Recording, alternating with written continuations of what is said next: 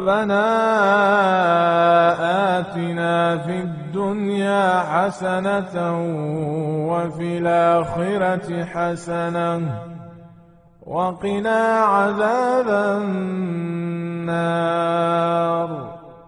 ربنا أفرغ علينا صبرا وثبت أقدامنا وانصرنا على القوم الكافرين.